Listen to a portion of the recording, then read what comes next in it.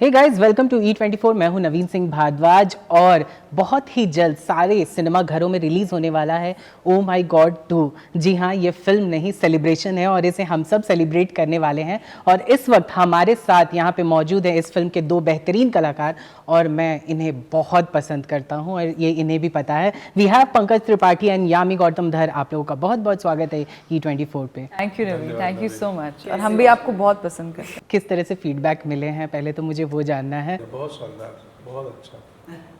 तो उत्साह बढ़ गया हमारा भी कि अब सिर्फ चाहते लोगों के बियॉन्ड जाके दर्शकों का भी हमें प्रतिक्रिया मिले, उन्हें कैसी लग रही है फिल्म। अब उसके लिए हम एक्साइटेड हैं 11 को।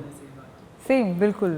बहुत अच्छा लगा जो इस फिल्म के साथ हमें लगता है जो हम अचीव करना चाहते थे, जिस वजह से डायरेक्टर ने ये फिल्म लिखी होगी, डायरेक्ट की, अक्षय सर जुड़े, डॉक्टर द्विवेदी, सब एक्टर्स जुड़े। मुझे लगता है कि हमने हमारा काम कह सकते हैं बखूबी ऑनेस्टी के साथ किया है और एक्साइटेड है अब ऑडियंस का रिएक्शन देखने के लिए। व्हाट इज़ योर टेक कि आज के जनरेशन में माँ बाप को, क्योंकि जो शिक्षा होती है वो शुरू से घर से ही होती है, उसके बाद तब जाकर आगे हमें स्कूल में, क्योंकि स्कूल में सिर्फ 5 घंटे 4 घंटे की स्कूल होते हैं, उसके बाद फिर बच्चे पूरे टाइम घर पे होते हैं, तो वो जो शिक्षा होती है हमें घर से मिलनी चाहिए। तो what is your take about it? Pankaj sir, आपसे हम जानना चाहेंगे बिकॉज इसमें वो चीज़ दर्शाने की कोशिश की जा रही है, जहाँ तक मुझे ट्रेलर देखकर आइडिया है। ऑफ कोर्स पहली पाठशाला तो घर है और पहले शिक्षक माँ बाप ही हैं।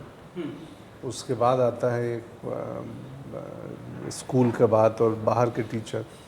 तो हम जो जैसी बातें करते हैं, मैं और यामी, हम सुबह से बातें कर रहे हैं, तो मैं इनको भी सुन रहा हूँ, ये मुझे भी सुन रही है। तो कहीं ना कहीं हमारे बनने में हमारे बचपन के, हमारे घर के संस्कार बहुत बड़े रोल प्ले करते हैं।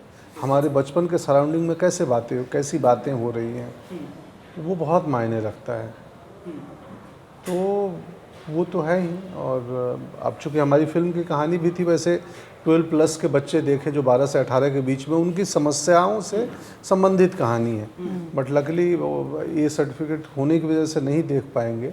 तो अगेन हम उम्मीद कर रहे हैं कि पेरेंट्स देखेंगे, बड़े एल्डरली लोग देखेंगे परिवार के, और वो जाके हो सकता है वो ये बातचीत शुरू करें जो हमारी फिल्म कहना चाहती है उस एज ग्रुप के बच्चों से, चूँकि हर बच्चे किसी न किसी परिवार से तो वास्ता रखते ही हैं। Yami, what you want to say about?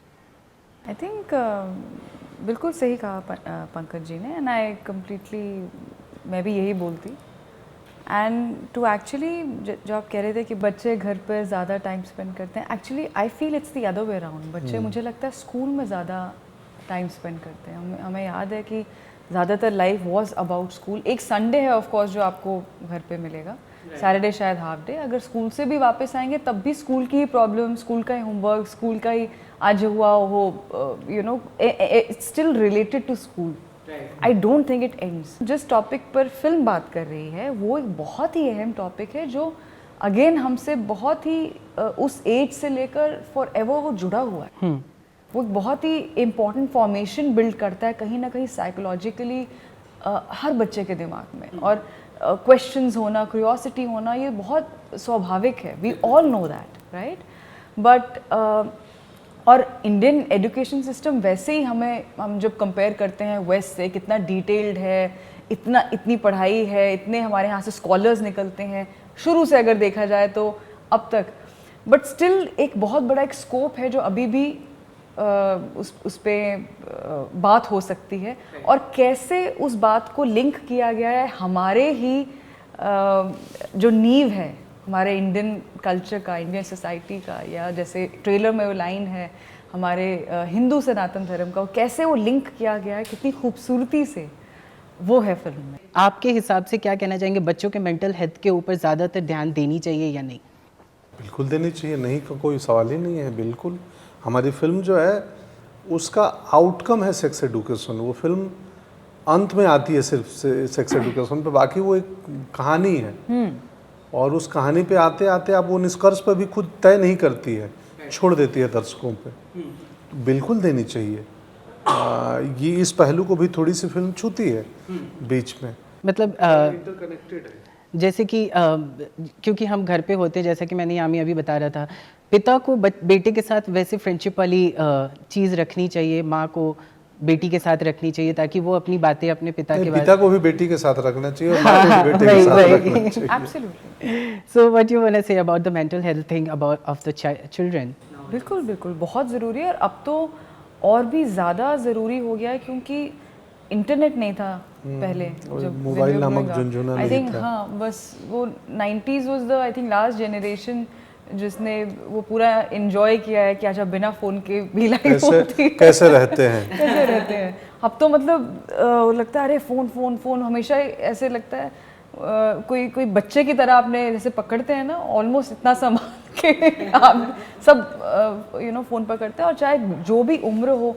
अब तो I am not judging anyone, but I am just sharing that अब ये बहुत नेचुरल है, जब आप कोई बच्चा भी है, कोई 1 साल का भी है या 1.5 साल का भी, उसको चुप कराने के लिए भी आप टैबलेट पकड़ा देते हैं। बिल्कुल सही बात। हाँ, हम इतने पास आ चुके हैं टेक्नोलॉजी की, टेक्नोलॉजी इतना अंदर घर कर चुका है, लिटरली अपनी जगह बना चुका है, that the world is open to kids at a very very young age. और ये सिर्फ हमारे हिंदुस्तानी बच्चों की बात नहीं है, वर्ल्ड ओवर। और ये बहुत सीरियस कंसर्न है, क्योंकि आप कैसे सुपरवाइज करेंगे कि वो क्या देख रहे हैं, क्या सर्च कर रहे हैं, क्या उनकी प्रॉब्लम्स हैं, क्या उनके कॉम्प्लेक्सेस हैं। वो एक ऐसी भी एज है जहाँ पे कॉम्प्लेक्स भी होते हैं, इनसिक्योरिटीज़ होती हैं। कुछ बच्चे, हर एक बच्चे का अपना स्वभाव होता है, कुछ ज़्यादा सेंसिटिव होते हैं, कोई डोमिनेटिंग ज़्यादा होते हैं। How do you condition your child, कैसे आप करते हैं? और I think hats off to parents in today's generation. जो मैं देखती हूँ, जो चैलेंजेस जो हम लोग एंटिसिपेट कर रहे हैं, दैट दे ह्यूज, और अलग ही तरह के हैं कि अब तो बात ही कुछ और होती है, अब तो एक्सपेक्टेशन ही कुछ और है। हम जब सोचते हैं, हम तो बहुत ही मुझे लगता है लल्लू बच्चे थे। आपकी बात कर रही हूँ, मैं, पता ही नहीं होता था कुछ भी। अच्छे थे, पढ़ाई वगैरह में अच्छे बच्चे थे, but zero awareness about anything. और जो मैं मानती हूँ, ignorance is a bliss sometimes. But आज के इस ज़माने में अच्छा, अगर आप फ़ोन नहीं भी देंगे तब भी आप कैसे कंडीशन करें, क्योंकि बाकी सबके पास है, एक के पास नहीं है, तो फिर आप कैसे जस्टिफाई करेंगे? एग्जैक्टली। तो we have to give them a secure environment overall, at least. इसलिए मैंने कहा कि हम ज़्यादा टाइम स्कूल में स्पेंड करते हैं, या पेरेंट्स का बच्चों से क्या रिलेशनशिप है, जहाँ पे can give them as much comfort in terms of environment as possible to make it a better, a more healthy place for them.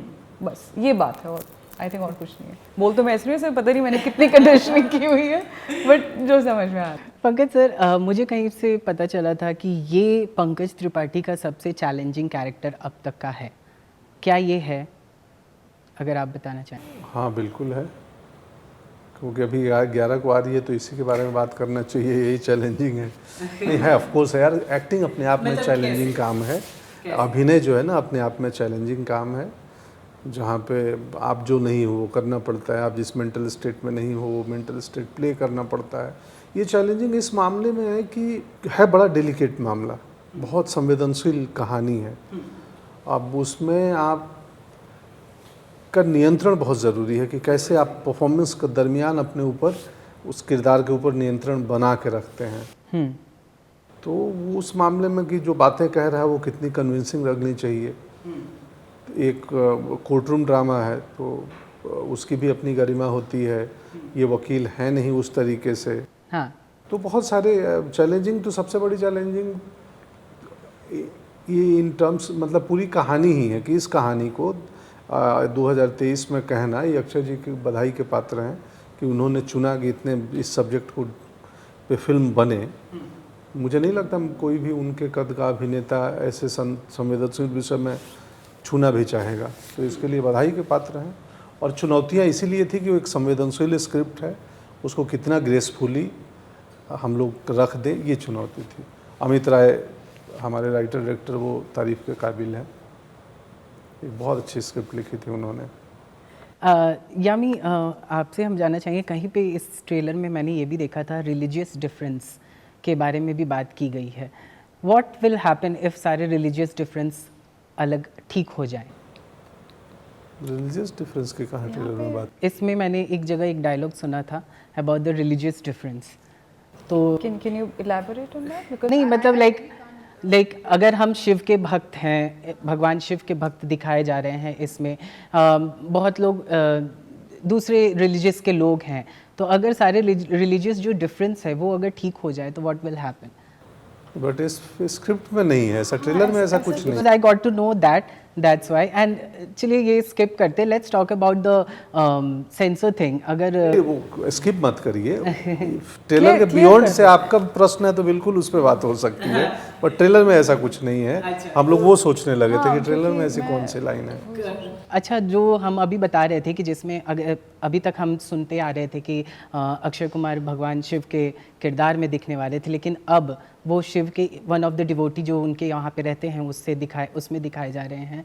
And साथ में बहुत सारे देश में इसे 12A का सर्टिफिकेशन मिला है, पर हमारे यहाँ पे A का सर्टिफिकेशन मिला है। क्या इससे फिल्म पे थोड़ा सा इम्पैक्ट पड़ सकता है, मतलब लाइक एज अ व्यूअर अगर हम कहें तो?